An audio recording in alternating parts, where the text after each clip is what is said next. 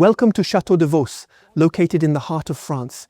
We're also at the heart of France's great history, as it was the residence of Charlemagne's son, Louis le Pieux, Emperor of the West and King of the Franks. The château is still inhabited today, albeit in a state of great peril, and I invite you to discover it with me.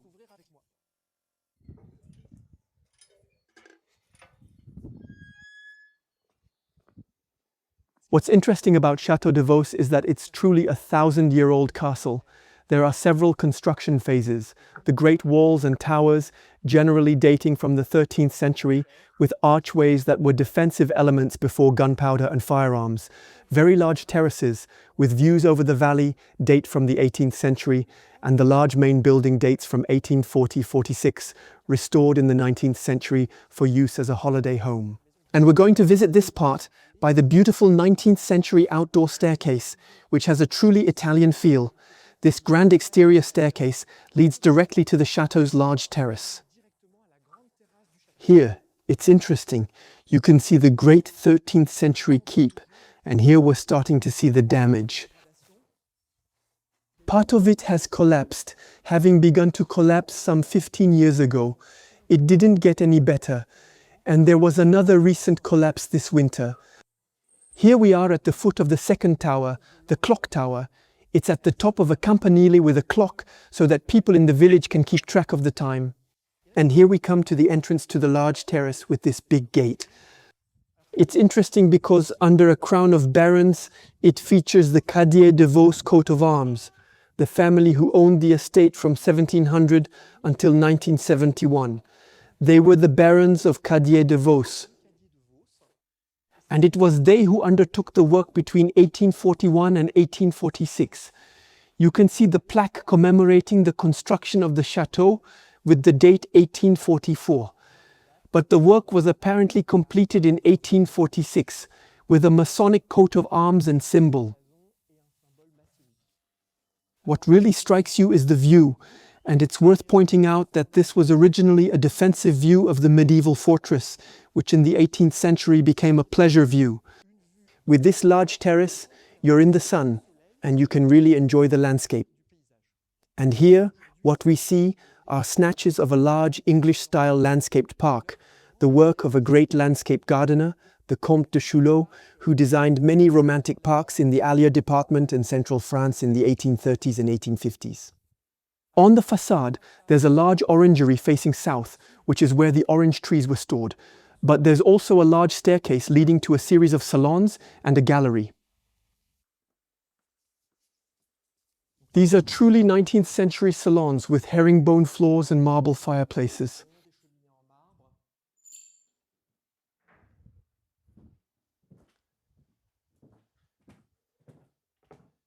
Here, a gallery, and on the outside, the large medieval halls have been replaced by a succession of salons with wood paneling.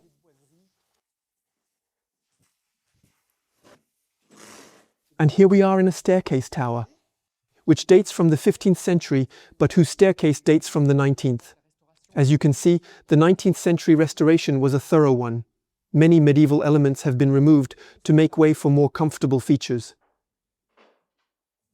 And so we enter the gallery. On the second floor, a second large gallery. Here there's a small oratory, a small interior chapel. And here, a beautiful entrance with stained glass windows bearing the coat of arms of the Allier de Veauce family, who remained owners in the 19th century.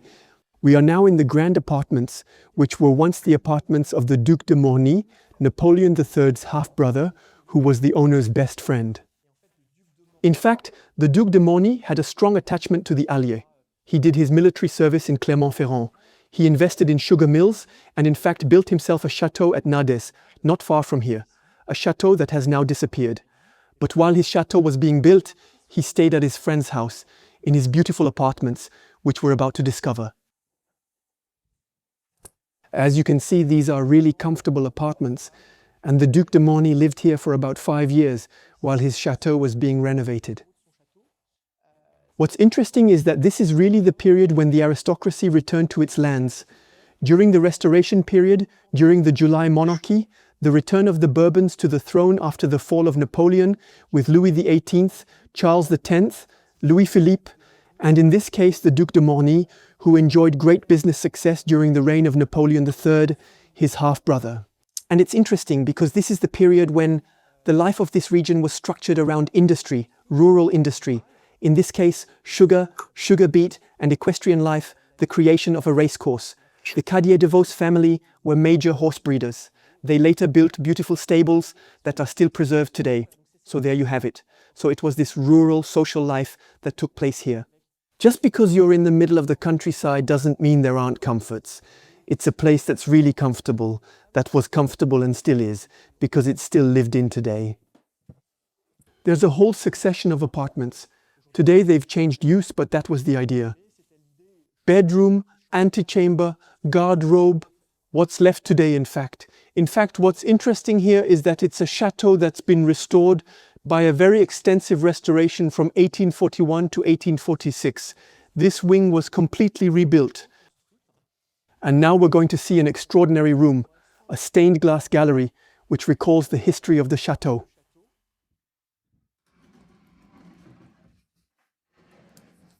This gallery was created in the middle of the 19th century during the July monarchy when the historicism was in vogue.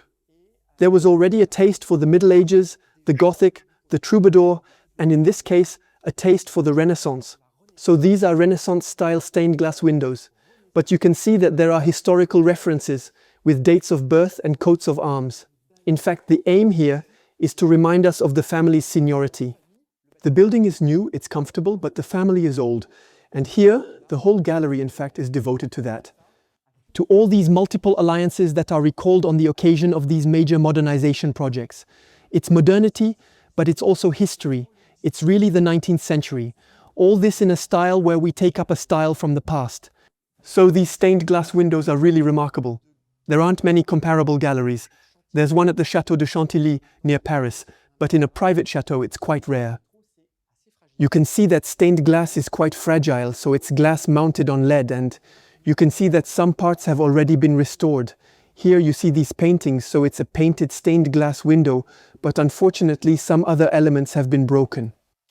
You can see that the stained glass is deformed by the heat of thermal variations. These are fragile elements, so they'll need restoring.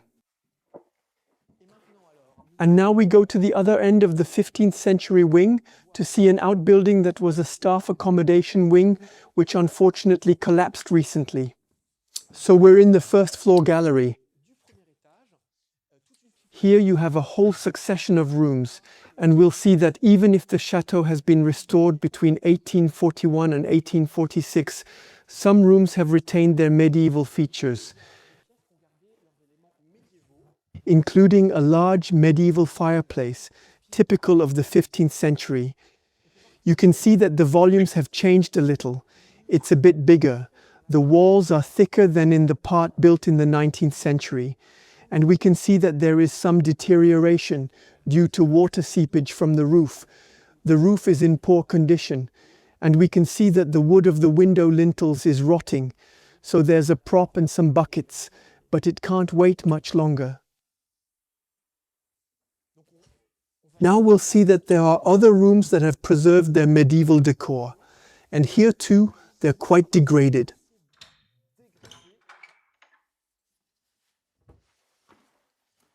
There's a beautiful door called our accolade and a very large and powerful 15th century fireplace. You can see that the proportions are changing. A 19th century marble fireplace is always small. Here, this medieval stone fireplace has a different scale.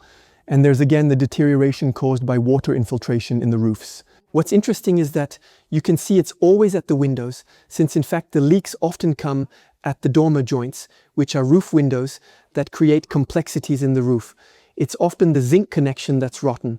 That's where infiltration often occurs. And this is the case here, and it was the case in the previous room too.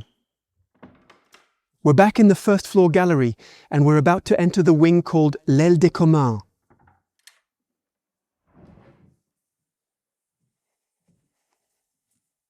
So this is a secondary staircase. We've taken the main staircase. This is a service staircase. It served the maids' rooms, which unfortunately are in very poor condition. And then the roof started to fall through.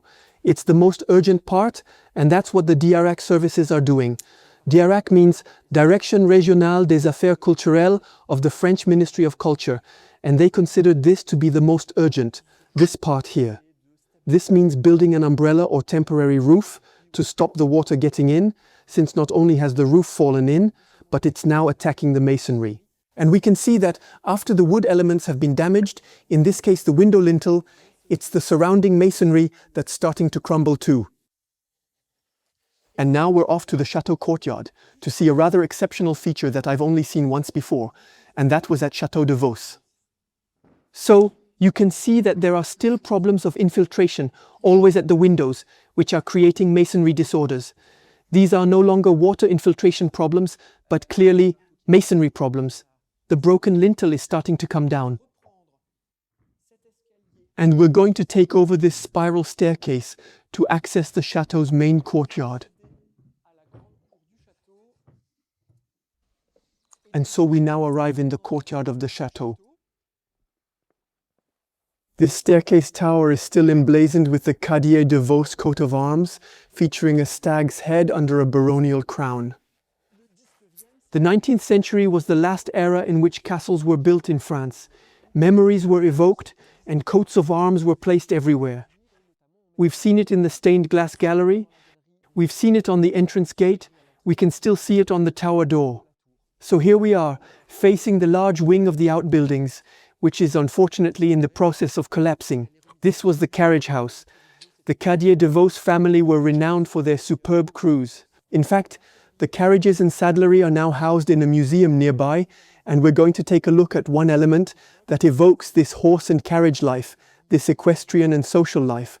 The Cartier de Veauce family, along with the Bourbons and the Duc de Morny, were among the founders of the Vichy Horse Society, and to house their very rare and precious thoroughbreds, they built some very fine stables. It's bronze, it's cast iron, there are carpets to protect the animals, the floors are very clean, there are gutters, there are even little niches for food storage. These are truly modern stables, they're luxurious, beautiful and showy, so that the horses, which used to play a big part in life, can move around and parade, pageantry, social life, horse racing. They were simply best housed inside the chateau. And now, let's take a look at what is certainly the oldest part of Chateau de Veauce. I invite you to follow me. Let's go along the magnificent view of the watchtower, known as the 𝐂𝐇𝐈𝐒, which is the highest tower in the chateau. It's not the keep, it's really this tower that offers the most spectacular view. We'll go and see it, but first, we have to see the rarest and oldest element. So we pass by the kennels. The dogs were in the courtyard too. There's a lovely fountain. The roll of water, a drinking trough. Horses drink a lot of water. There was a whole hydraulic system. There are streams on all sides, but the water was brought to the courtyard of the chateau. Here a view on the Renaissance gallery from the outside. And here, the 15th century tower. Strangely enough, the most recent. It's the most recent of the castle's 5 towers, but it gives access to the oldest element. It's quite amusing.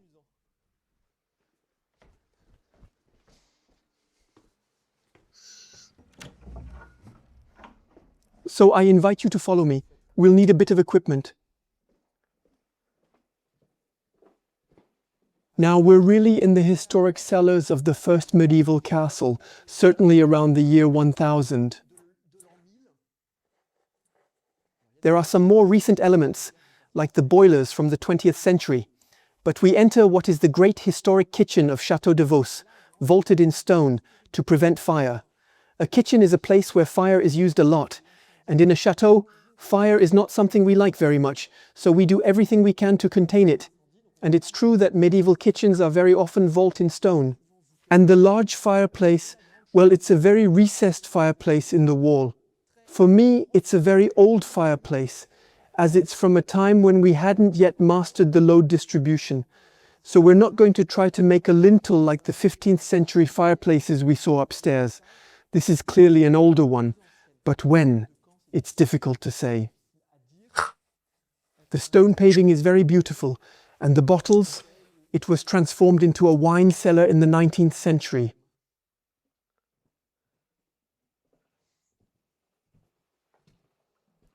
A very large vaulted cellar. It's interesting because I've always wondered whether these traces of concrete were cement restorations. But no, as I've come to see in medieval cellars, it's really lime poured into a wooden formwork, and you can even see the ribs of the wooden planks used to make the formwork. So it's a medieval cellar made with lime and formwork, so methods haven't changed that much compared to modern techniques. There's a whole series of beams here. I've always wondered whether they were supports for wine barrels, or if they were bleachers for a stage, for a show. A stage, I'm not sure. I have two versions, but I don't know. It's quite mysterious. And then here we come to the element that, from my point of view, is the oldest, the one that perhaps required the most work and effort. It's the Château de Veauce cistern, carved out of a single block of rock, so it's still full of water. It's incredible. I've read that it could be considered a Gallo-Roman cistern from the High Middle Ages. In my opinion, from the moment it was chosen as a defensive site, it had to have a water reserve. So we carved this into the rock very early on. It took a lot of work. It's really cut and it's quite deep.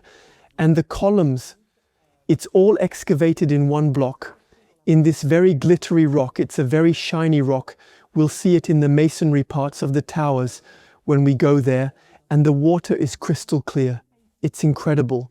It's quite pure. So I don't know if it's a spring, if it's rainwater. It's quite mysterious as far as I know. Nobody has explored this cistern. But it's part of the logistical equipment that's of great beauty. And it's quite moving that so much human effort has been devoted to getting water, which is something we've never seen before. Water which is really the origin of life. And to hold a siege, you need water. So now we're in the courtyard, and we can see that there's a first bell tower, which is in fact the bell tower of the clock tower, which was removed by a crane because it was in danger of collapsing. But we can observe that there is a second bell tower on the 15th century tower, which is now coming down on its own. So that's where we see the real urgency. And unfortunately, if it falls, it risks damaging the rest of the roof, which is paradoxically in fairly good condition. So a castle is quickly like that. As soon as there's deterioration, the bell tower will fall, but it's going to cause even greater deterioration. And now I'd like you to follow me for a great climb to the 45-meter high watchtower.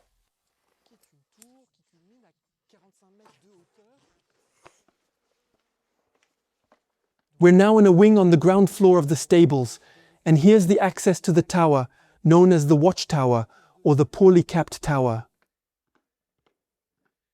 I hope you won't forget the guide either. It's well marked. You can observe here the access tower, which dates back to the year 1000. It's a square tower, and it's true that in chronology, square towers are often older than round towers. The square tower here dates from the 11th century, and the round towers are from the 13th century. There's a 200-year gap between these two types of architecture.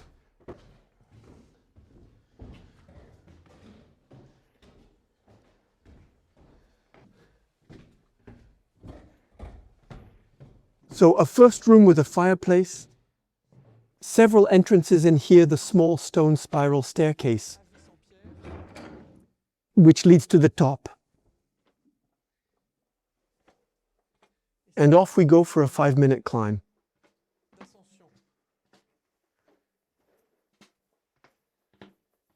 We're in a 13th century stone spiral staircase, and what's interesting is that if you look outside, you can see the keep, the 13th century keep. But here, the spiral staircase has collapsed. So it's easy to understand the structure, how the spiral staircase was grafted onto the large tower, and we're now on a comparable staircase.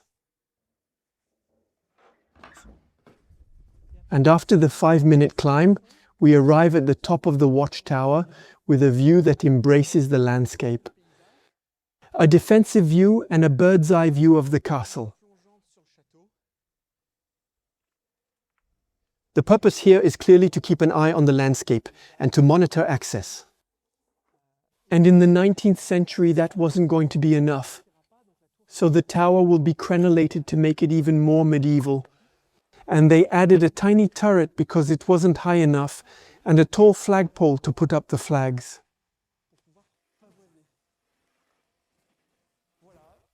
I hope you enjoyed this tour of Château de Veauce. It really is a 1,000-year-old chateau at the heart of France, at the heart of France's great history. As you've seen, it's also in a state of great peril, with multiple degradations that are only getting worse. We are currently looking for an enthusiast who will devote his or her energy and passion to the rebirth of this chateau. The email address is in the video description. If you feel you have the shoulders, the energy and the will, don't hesitate to contact us.